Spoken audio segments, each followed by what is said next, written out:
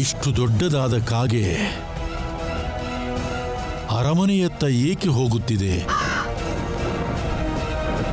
ಇದು ಮುಂದೆ ಬರುವ ಸಂಕಷ್ಟದ ಸೂಚನೆ ಇರಬಹುದೇ?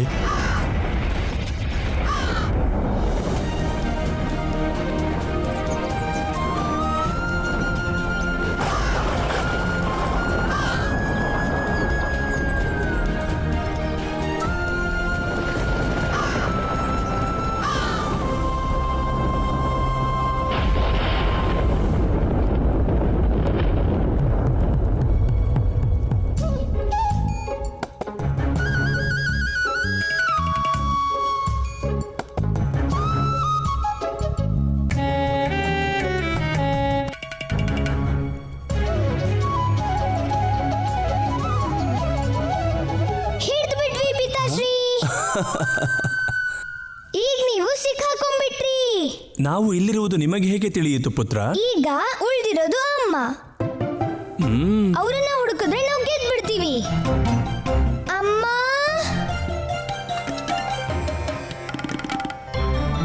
ಅಮ್ಮ, ಎಲ್ಲಿದ್ದೀರಾ ನೀವು? ಅಮ್ಮ, ದಯವಿಟ್ಟು ಹೊರಗಡೆ ಬನ್ನಿ. ಅಮ್ಮ, ಈ ಆಟ ಸಾಕು ಅನಿಸ್ತಾ ಇದೆ ನಮ್ಗೆ ತುಂಬಾ ಹೊಟ್ಟೆ ಹಸಿತಿದೆ. ಹೌದಾ? ಹಾಗಿದ್ರೆ ಆದಷ್ಟು ಬೇಗ ನಮ್ಮನ್ನ ಹುಡುಕಿ ಮಾರುತಿ.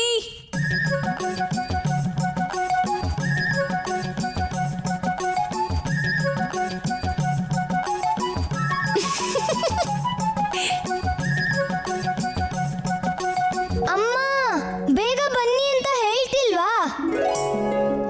ನಿಮ್ಮ ಮಾರುತಿ ನಿಮ್ಮನ್ನ ಕರೀತಾ ಇದ್ದಾರೆ ಅಮ್ಮ. ಹಾಗಾದರೆ ಇದರ ಅರ್ಥ ಪುತ್ರ ಮಾರುತಿ, ನೀವು ನಿಮ್ಮ ಸೋಲನ್ನು ಒಪ್ಪಿಕೊಳ್ಳುತ್ತಿರುವಿರಾ? ಹಾ,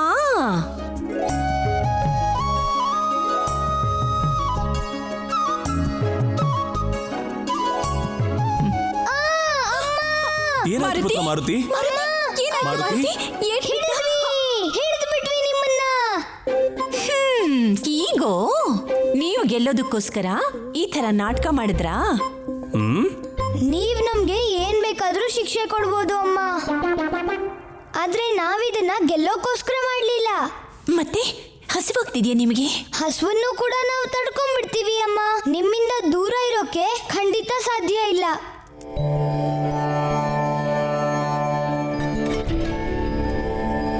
ಮಾರುತಿ, ನಮ್ಮನ್ನ ಕ್ಷಮಿಸ್ಬಿಡಿ ಮಾರುತಿ. ನೀವು ನಮ್ಮ ಜೊತೆಲಿ ತುಂಟಾಟ ಆಡ್ತಿದ್ದೀರಿ ಅಂತ ಅನ್ಕೊಂಡ್ವಿ.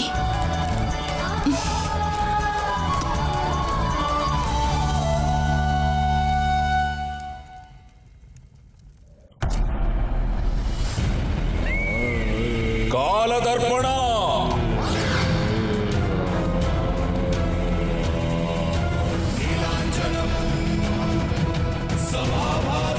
ಕಾಲದರ್ಪಣ. ಈಗ ನಿನಗೆ ಎಲ್ಲದಕ್ಕಿಂತಲೂ ಅತಿ ಪ್ರಿಯಕರವಾದ ವಸ್ತುವನ್ನು ಕಸಿದುಕೊಳ್ಳುತ್ತೇವೆ.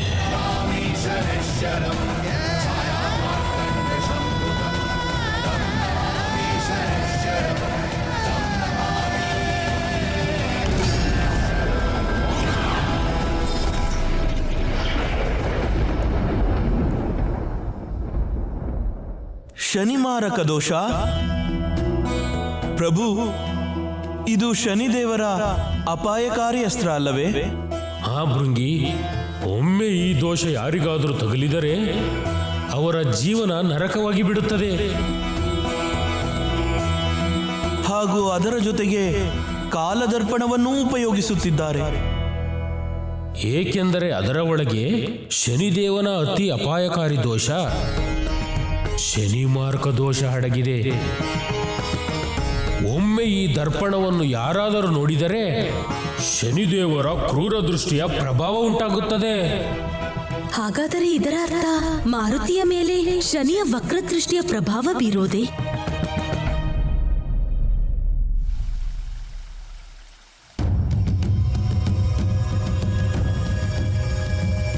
ಮಾರುತಿ,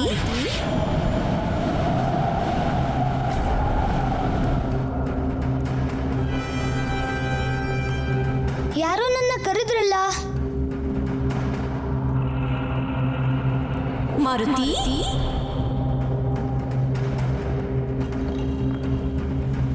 ಮಾರುತಿ,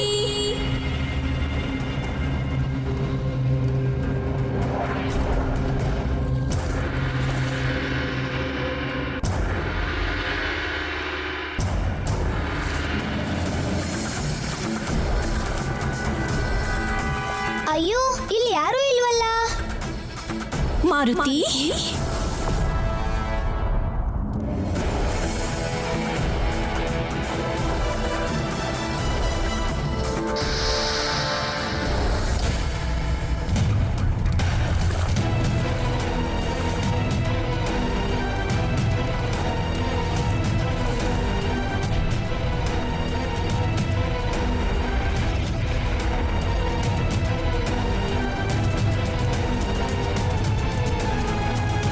ಮಾರುತಿ,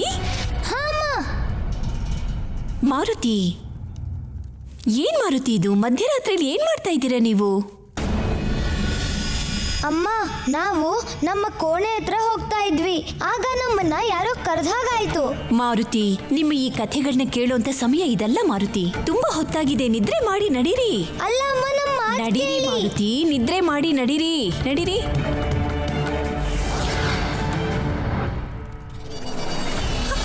ಮಾರುತಿ, ಅಮ್ಮ,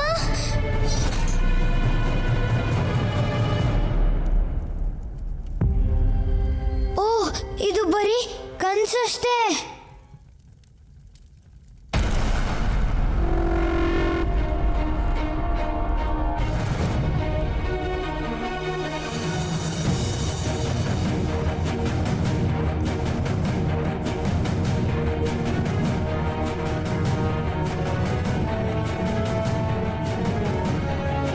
ಅಮ್ಮನ ಮುಖದಲ್ಲಿ ಬೆವರು.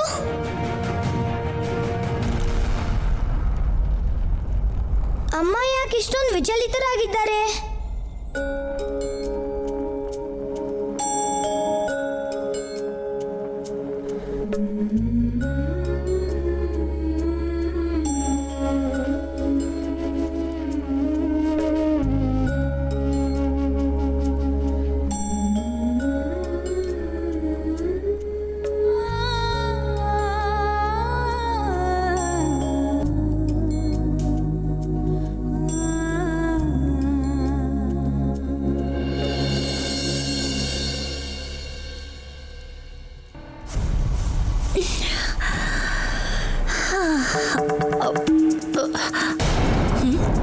ಯಾರು ನನ್ನ ಕೈ ಈ ರೀತಿ ಬಂಧಿಸಿರೋದು?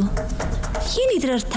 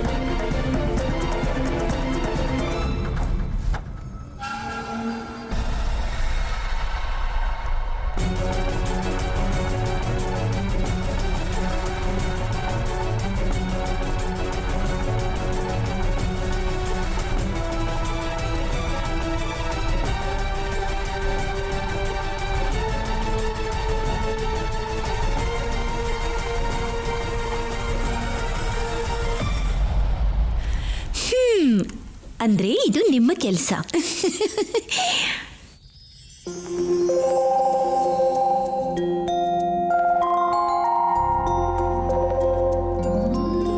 ಅಮ್ಮ, ದೇವಿ, ನೋಡಿ, ನಿಮ್ಮ ಮಗ ಮಾಡಿರೋ ಹೊಸ ತುಂಟಾಟದ ಕೆಲಸನ. ಅಮ್ಮ, ಇದು ತುಂಟಾಟ ಅಲ್ಲ. ಮತ್ತಿನ್ನೇನಿರಬಹುದು? ನಿನ್ನೆ ರಾತ್ರಿ ನಮ್ಗೆ ಒಂದು ಕೆಟ್ಟ ಕನಸು ಬಿತ್ತು. ಯಾರೋ ನಿಮ್ಮನ್ನ ನಮ್ಮಿಂದ ದೂರ ಮಾಡ್ದ ಹಾಗೆ. ಆ ಕನಸು ನಿಜ ಆಗ್ಬಾರ್ದು ಅಂತ ನಾವು ಈ ಕೆಲಸ ಮಾಡಿದ್ವಿ.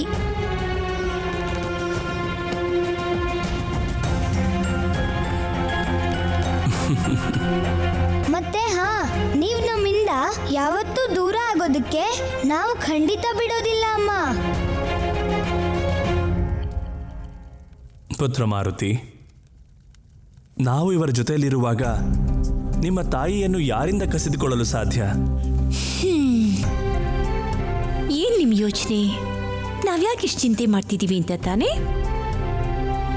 ಯಾರ ಮೇಲೆ ನಮಗ್ ತುಂಬಾ ಪ್ರೀತಿ ಇರುತ್ತೋ ಅವ್ರ ಬಗ್ಗೆ ಚಿಂತೆ ಆಗೇ ಆಗುತ್ತೆ ಮಾರುತಿ. ಅದೆಲ್ಲ ನಮಗ್ ಗೊತ್ತಿಲ್ಲ ಅಮ್ಮ. ನಾವಂತೂ ನಿಮ್ಮನ್ನ ಎಲ್ಲಿ ಹೋಗೋಕ್ಕೂ ಬಿಡಲ್ಲ.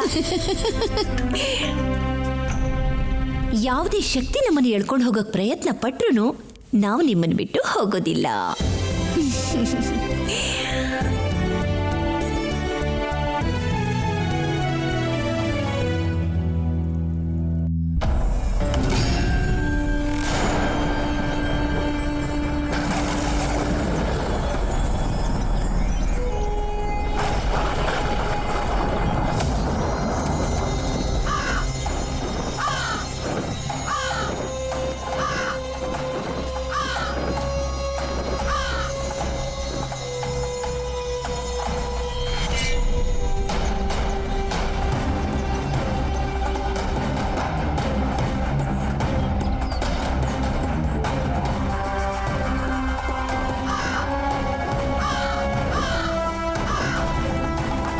ದೂರ ದೇಶದಿಂದ ಬಂದಿರುವ ಜ್ಯೋತಿಷಿ ನಿಮ್ಮ ಭವಿಷ್ಯವನ್ನು ಹೇಳಲಿದ್ದಾರೆ.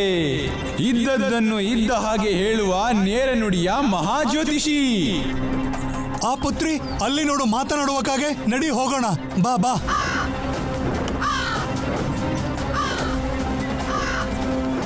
ಅಲ್ಲೋಡು, ಜ್ಯೋತಿಷಿ ಮಹಾಶಯರು. ಮೊದ್ಲೆಲ್ಲೂ ನೋಡೇ ಇಲ್ವಲ್ಲ, ಯಾರೋ ಡೋಂಗಿ ಬಾಬಾ ಇರ್ಬೇಕು. ಏನ್ ಮಾತಾಡ್ತಿದ್ಯಾ? ಅಲ್ಲೋಡು, ಅವ್ರ ಮುಖದಲ್ಲಿ ಎಂತ ತೇಜಸ್ಸಿದೆ.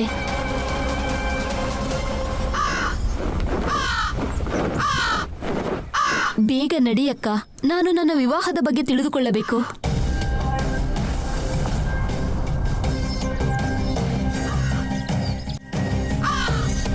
ಪ್ರಣಾಮಗಳು ಮಹಾಶಯರೇ. ಕಲ್ಯಾಣವಾಗಲಿ. ನಾವು ಕೇಳ್ಪಟ್ವಿ, ನೀವು ಭವಿಷ್ಯ ಹೇಳ್ತೀರಂತೆ. ಅವಶ್ಯವಾಗಿ.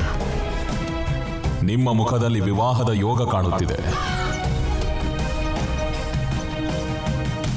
ಇವಳಿಗೆ ಸಿಗೋ ವರ ಸುಂದರವಾಗಿರುತ್ತಾನಲ್ಲವೇ ಜ್ಯೋತಿಷಿಗಳೇ? ಸುಂದರವಾಗಿರಬೇಕಾದದ್ದು ನಮ್ಮ ಕರ್ಮಗಳು. ದೇಹವಂತೂ ನಶ್ವರ. ಆದರೆ ಜ್ಯೋತಿಷಿಗಳೇ, ಕರ್ಮದ ಫಲವನ್ನು ಅನುಭವಿಸುವುದು ನಶ್ವರ ದೇಹವೇ ಅಲ್ಲವೇ? ನಿಮ್ಮ ತರ್ಕ ಪ್ರಶಂಸನೀಯವಾಗಿದೆ ಯುವಕ.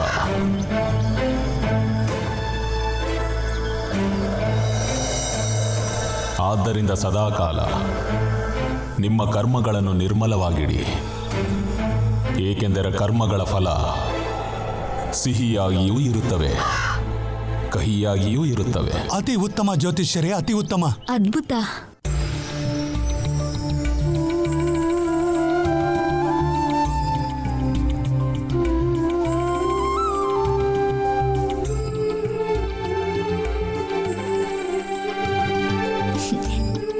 ನೋಡಿ, ನಿಮ್ಮ ಮಗಳ ಮದುವೆಗೆ ಬೇಕಾಗುವಷ್ಟು ಸೀರೆ ಒಡವೆಗಳೆಲ್ಲ ಇದೆ. ಇನ್ನೂ ಏನಾದ್ರೂ ಬೇಕಾದಲ್ಲಿ ಯಾವ ಸಂಕೋಚನೂ ಪಟ್ಕೊಳ್ದೆ ತಗೊಂಡು ಹೋಗಿ. ಇಲ್ಲ ಇಲ್ಲ ಮಹಾರಾಣಿ, ಈಗಾಗಲೇ ಅವಶ್ಯಕತೆಗಿಂತ ಹೆಚ್ಚಿನ ಸಹಾಯವನ್ನೇ ಮಾಡಿದ್ದೀರಾ.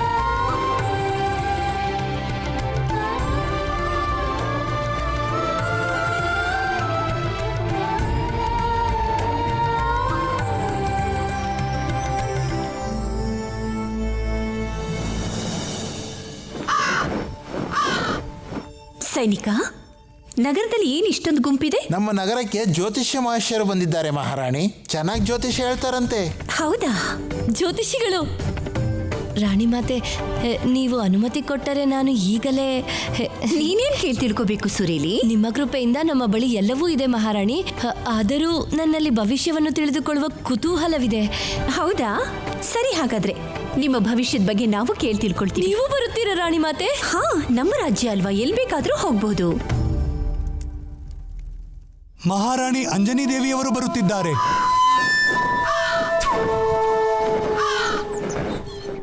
ರಾಣಿ ಮಾತೆ, ನನ್ನ ಮಾತಿನ ಅರ್ಥ ಅದಾಗಿರಲಿಲ್ಲ. ನಿನ್ನ ಬಗ್ಗೆ ತಮಾಷೆ ಮಾಡೋಕ್ಕೂ ಆಗ್ತಿಲ್ಲ ಸುರೇಲಿ. ಖಂಡಿತ ಮಾಡಬಹುದು ರಾಣಿ ಮಾತೆ. ಬನ್ನಿ ಬನ್ನಿ ಹೋಗೋಣ. ಬನ್ನಿ. ಕೇವಲ ಒಮ್ಮೆ ನಮ್ಮ ಕಾಲದರ್ಪಣದಲ್ಲಿ ನಿಮ್ಮನ್ನು ನೋಡಿಕೊಳ್ಳಿದ್ದೇವೆ. ಆಮೇಲೆ ನಡೆಯುವುದು ನೀವು ಸ್ವಪ್ನದಲ್ಲಿಯೂ ಯೋಚಿಸಿರುವುದಿಲ್ಲ. ಪ್ರಣಾಮಗಳು ಜ್ಯೋತಿಷ್ಯರೇ. ನಾವು ಸುಮೇರು ರಾಜ್ಯದ ಮಹಾರಾಣಿ ಅಂಜನಿ ಗುಣವಂತರ ಪರಿಚಯ ಅವರ ಆಗಮನದ ಮುನ್ನವೇ ತಿಳಿದು ಬಿಡುತ್ತದೆ. ನೀವು ಭವಿಷ್ಯವನ್ನು ಹೇಳ್ತೀರಾ? ಕೇವಲ ಪ್ರಯತ್ನ ಪಡುತ್ತೇವೆ. ನಿಮ್ಮ ಯಾವುದಾದರೂ ವಿಶೇಷ ಪ್ರಶ್ನೆ ಇದ್ದರೆ ಕೇಳಿ. ನಮಗಿದ್ದು ಕುತೂಹಲ ಮಾತ್ರನೇ ನಮ್ಮನಿಲ್ಲಿಗೆ ಹೇಳ್ಕೊಂಡು ಬಂತು. ನೀವು ಹಣೆ ಬರಹ ಕೂಡ ಹೇಳ್ತೀರಿ ಅಂತ ಗೊತ್ತಾಯ್ತು. ನಮ್ಮ ಹಣೆ ಬರಹದಲ್ಲಿ ಏನಿದೆ ಅಂತ ದಯವಿಟ್ಟು ಹೇಳ್ತೀರಾ?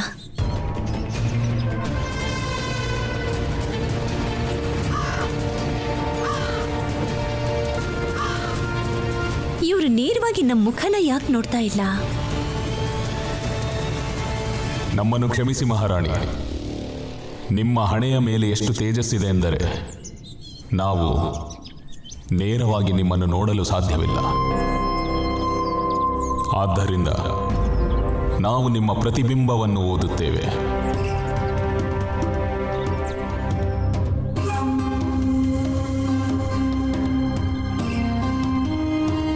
ತೆಗೆದುಕೊಳ್ಳಿ. ನೀವು ಕೇವಲ ಈ ದರ್ಪಣವನ್ನು ಕೆಲವು ಕ್ಷಣಗಳವರೆಗೆ ನಿಮ್ಮ ಕಣ್ಣುಗಳ ಮುಂದೆ ಹಿಡಿದುಕೊಳ್ಳಬೇಕು. ತೆಗೆದುಕೊಳ್ಳಿ ಮಹಾರಾಣಿ.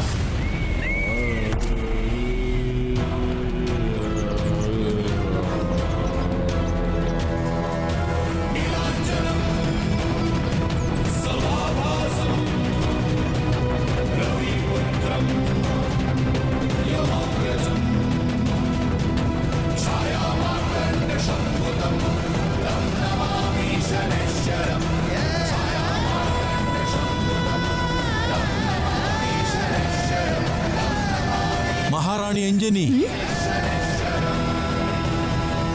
ಗುರುದೇವ ಮತಂಗರು,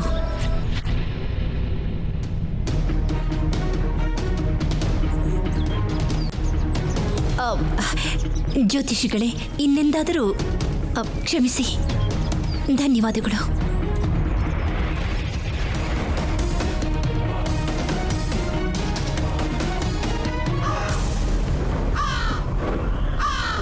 ಪ್ರಣಾಮ ಗುರುದೇವ. ಏನಾಯಿತು? ತುಂಬ ಚಿಂತಿತರಾಗಿದ್ದೀರಿ. ವಿಷಯವೇ ಅಂತದ್ದಿದೆ ದೇವಿ. ನಿಮ್ಮ ಮತ್ತು ಮಹಾರಾಜ ಕೇಸರಿಯವರ ಜತೆ ಮಾತನಾಡಬೇಕಾಗಿದೆ. ಹೌದಾ?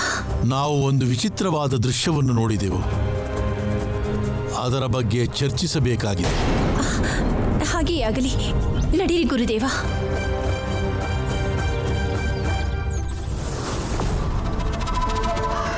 ಮಂಗಳವಾಗಲಿ. ಮಾರುತಿ, ಎಲ್ಲಿ ಹೋಗ್ತಾ ಇದ್ದೀರಾ? ಪ್ರಣಾಮಗಳು ಅಮ್ಮ. ಪ್ರಣಾಮ ಗುರುದೇವ. ಆಯುಷ್ಮಾನ್ ಭವ ಪುತ್ರ. ಮಾರುತಿ, ಇಷ್ಟು ಅವಸರವಾಗಿ ಎಲ್ಲಿಗೆ ಹೋಗ್ತಾ ಇದ್ದೀರಾ ನೀವು? ಮಿತ್ರರನ್ನ ಭೇಟಿ ಮಾಡಕ್ ಹೋಗ್ತಾ ಇದ್ದೀವಿ ಅಮ್ಮ. ಆಟಾಡಿ ಬೇಗ ಬಂದ್ಬಿಡ್ತೀವಿ, ಆಯ್ತಾ ಅಮ್ಮ? ಹೋಗಿ, ಆದ್ರೆ ಬೇಗ ಬರ್ಬೇಕು. ಆಯ್ತು ಅಮ್ಮ. ಬನ್ನಿ ಗುರುದೇವ. ಮಾತನಾಡೋಕಾಗೇನಾ? ಇದೇ ಮೊದಲು ನೋಡಿದ್ ನಾನು. ಮಾತಾಡೋಕಾಗೆ? ನಮ್ಮ ಯೋಜನೆ ಅರ್ಧಕ್ಕೆ ನಿಂತೋಯ್ತಲ್ಲ ಪ್ರಭು. ಇಲ್ಲ ಕಾಗ್ವಾಹನ, ನಮ್ಮ ಯೋಜನೆಯಂತೂ ಈಗ ಅರ್ಧದಲ್ಲಿದೆ.